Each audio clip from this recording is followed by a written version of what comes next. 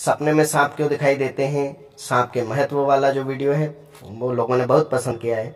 उसके बाद कुछ मेरे प्रत्यक्ष मित्र हैं, जो मेरे जानने वाले हैं, उन्होंने मुझसे पूछा था कि सांप काटते तो उसका क्या फल होता है, उस पर एक वीडियो बना के बताइएगा। तो आज उसी विषय पर हम चर्चा कर रहे हैं। इसके संबंध में जो भी जानकारियां हैं जो पिछले वीडियो में नहीं है वो यहाँ देने की कोशिश कर रहा हूँ।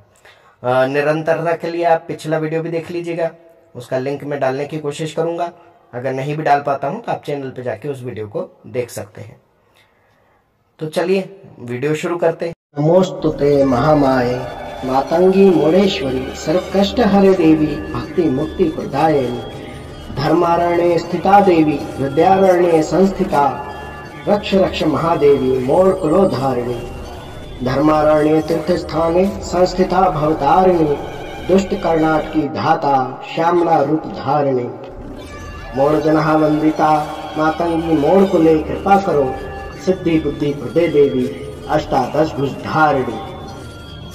सभी से सविनय निवेदन है, चैनल को सब्सक्राइब करें, शेयर अवश्य करें, वीडियो पसंद आने पर लाइक भी करें। आप कोई सलाह देना चाहते हैं अथवा आप कुछ जानना चाहते हैं तो आप कमेंट बॉक्स में कमेंट जरूर करें। जय मोड़ेश्वरी बोल बम।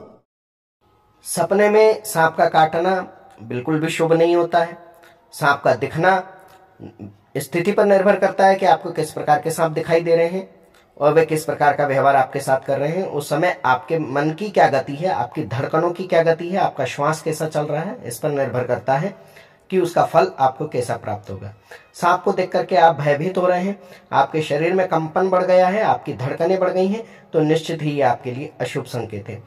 आपको सांप पैरों पर चढ़ते हुए दिख रहे हैं तो आप अपनी जन्म पत्रिका अवश्य दिखवा लें। हो सकता है कोई ग्रह की दशा महादशा आपके ऊपर आ रही हो। सांप आपको डरा रहे हैं तो आप ये निश्चित जान लीजिए आपने कोई भूल की है और पितृदोष की संभावना बनती है। सांप काट रहे हैं तो आप क्या देख रहे हैं कि आपकी मृत्यु हो गई है या बचे हुए हैं, सिर्फ सांप काट रहे हैं और आप चिल्ला करके उड़ गए हैं, तब आप निश्चित जानिए कि आपको अपने ऊपर से कुछ उतारा करने की आवश्यकता है, जो मैं वीडियो के अंत में बताने की कोशिश करूंगा। वीडियो बहुत बड़ा नहीं होगा, बहुत छोटा होगा, तो आप पूरा देखिए, पूरा सुनिए और समझिए। देखिए, सांप जब भी आपको काट रहे हैं तो ये आप निश्चित जान लीजिए कि आपके साथ काल चक्र में कुछ गलत होने वाला है या हो सकता है, जिसका संकेत आपको मिल रहा है, तो इसका निवारण आपको करना होगा।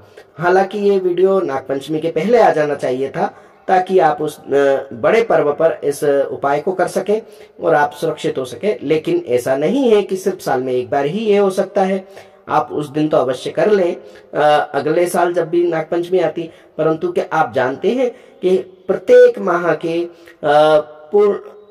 पूर्णिमा से लेकर अमावस्या तक काल पक्ष होता है और अमावस्या से लेकर पूर्णिमा तक जो होता है हमारा शुक्ल पक्ष होता है, उजियारा होता है, उजेला पक्ष होता है। तो जो जिस प्रकार के देवता जिस तिथि में पूजे जाते हैं, जिस पक्ष में पूजे जाते हैं, आप उस पक्ष की उस तिथि को साल के किसी भी महीने में मना सकते हैं या उसका विधि कर सकते हैं। ये हमको एक छूट मिली हुई है, उस प्रकार से आप उसको निश्चित जान लीजिए। जैसे कि आप देखते हैं कि वर्ष में 4 नवरात्रियां हम मनाते हैं। चारों नवरात्रियां हम अमावस्या लेकर पूनम के बीच में मनाते हैं, पड़वा से नवमी तक मनाते हैं, दशमी तक मनाते हैं। कुछ लोग 15 के 15 दिन मनाते हैं, 16 के 16 दिन भी पूजते हैं। तो उसी प्रकार से आप इन तिथियों को भी जान लीजिए कि आपको पंचमी का उपाय करना है तो आप देखिए कि नागपंचमी किस पक्ष में आती है, उसी पक्ष में आप पंचमी तिथि को यह पूजा विधान या उपाय कर सकते हैं। अब उपाय किस प्रकार करने, उपाय तो बहुत छोटे सरल हैं, परंतु आपको ये देखना होगा कि क्या आप उपाय को करने लायक सक्षम हैं या नहीं, उसकी आप तैयारी पहले से करें। एक बात और है कि आप कोई भी उपाय करने के पहले यह निश्चित कर लें कि क्या आपने अपने पितरों की पूजा सेवा आराधना अच्छे से कर रहे हैं। आपके घर में जिन देवताओं को आपने स्थान दे रखा है, क्या आप उनकी पूजा सेवा आराधना अच्छे से कर रहे हैं। क्या आप अपने आचरण में देवी देवताओं के प्रति अपशब्द का इस्तेमाल तो नहीं करते। कहीं आप ऐसा तो नहीं कि काम होने पर तो उन्हें मिठाई, प्रशंसा, धन्यवाद आदि कहते हो और जब काम नहीं होता तब उनके ऊपर आप गुस्सा करते हो, प्रतिकार करते हो, उनके पूजा पाठ आराधना छोड़ देते हो। अगर आप ये सब नहीं करते हैं या आपकी सारी गतिविधियां स्वच्छ शुद्ध सात्विक है, तब आप इन उपायों की ओर जाएं, अन्यथा इनके दुष्परिणाम भी हो सकते हैं। क्योंकि गलती आप कर रहे हैं और फिर आप उनको उपाय करके ऊपर से टॉर्चर करने का प्रयास कर रहे हैं, ऐसा माना जा सकता है। तो देखिए, मैं स्पष्ट ये कहना चाहता हूं कि पहले हम अपनी गलतियां सुधारें, तब हम आगे कोई और उपाय करने के बारे में सोचें। देखिए, जिनको सांप काटते हुए दिखते हैं सपने में, उन्हें एक उपाय करना चाहिए। चांदी का एक जोड़ा बनवा लें, अपनी श्रद्धा और हैसियत के मुताबिक बनवाएं और उसको सफेद कपड़े में चावल के साथ, चावल आखे रखिएगा, चावल के साथ रख ले, एक कलश में जल भरें और उसके ऊपर सफेद कपड़ा अच्छे से रख दें और उसके ऊपर इस प्रकार रखें कि पानी उसमें से निथरता रहे कलश में से।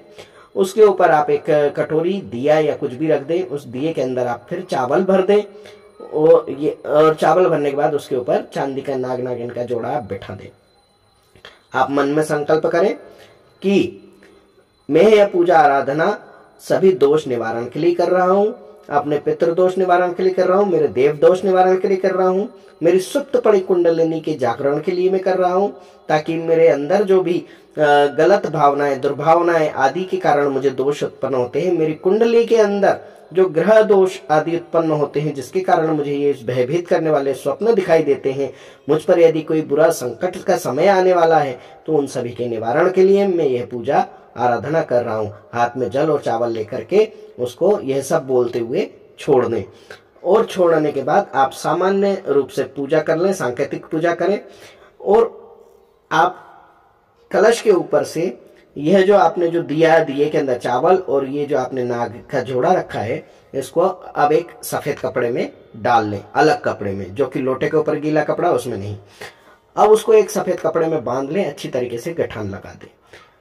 अब इसको आप उठा लें, वो कलश और कलश जिसके अंदर जल भरा हुआ है, श्वेत वस्त्र है, आप उसको भी उठा लें। अब आप एक पात्र में दूध रख लें और इसको लेकर के जाएं। दूध के अंदर आप 2 लौंग और 2 इलायची अवश्य रख दें। ये रखने के बाद आप जाएं, पीपल, बड़, नीम, जो भी वृक्ष आपको मिलता है वहां पर जा करके आप इसको अर्पण कर दें, चढ़ा दें। लेकिन नाग नागिन के जो जोड़ा है उसको आप जमीन में कम से कम मैं कहूँगा कि आप कम से कम जितना गहरा गड्ढा खोद कर सकते हैं, खोद करके अंदर वो पूरी की पूरी थैली दबा दें। लेकिन कपड़ा बांध करके न दबाएं, गठान खोल करके उनको व्यवस्थित रूप से दबाएं, क्योंकि आप बांध करके डाल देंगे तो भी एक दोष लगेगा।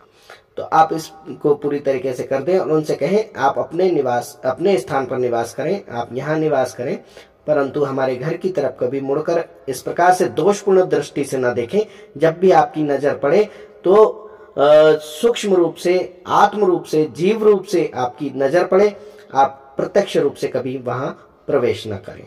ये प्रार्थना करते हुए उनसे कहें कि मेरे सारे अपराध क्षमा करें, मुझे जो स्वप्न में ये बुरे स्वप्न आ रहे हैं ये बंद हो जाएं और आपकी कृपा प्राप्त हो। आप हमें जब भी दिखें, जिस प्रकार भोलेनाथ के गले में आप बैठे हुए दिखाई देते हैं, आशीर्वाद की मुद्रा में, अभय मुद्रा में दिखाई देते हैं, उसी प्रकार आप दिखाई दें, परंतु सभी दोषों को क्षमा करें। तो यही एक छोटी सी प्रक्रिया है जो आप अगर कर लेते हैं तो आपके घर में जो कई प्रकार के विघ्न बाधा हैं, कई प्रकार के दोष हैं, उन सबका शमन होगा, आपके घर में शांति होगी, सहजता होगी। और एक काम करें, प्रत्येक सोमवार भगवान शिव को जल चढ़ा दें, अर्पण कर दें। प्रत्येक सोमवार नहीं कर सकते तो कम से कम 5 सोमवार तो आप कर ही दें। आपके घर में लाभ होगा, भंडारे भरने लगेंगे, आपके ऊपर कृपा होगी और आपको मेरे बताए हुए उपाय से कुछ भी फायदा होता है तो आप कृपया कमेंट में जानकारी अवश्य दें। जय मोड़ेश्वरी, बोल बम। ओम मणिक्यमिणामप्लाल्यन्तीं मदालसां मंजुलवाग्विलासां महेन्द्रनीलं द्युतिकोमलांगी मतं कन्या मनसा स्मरामि।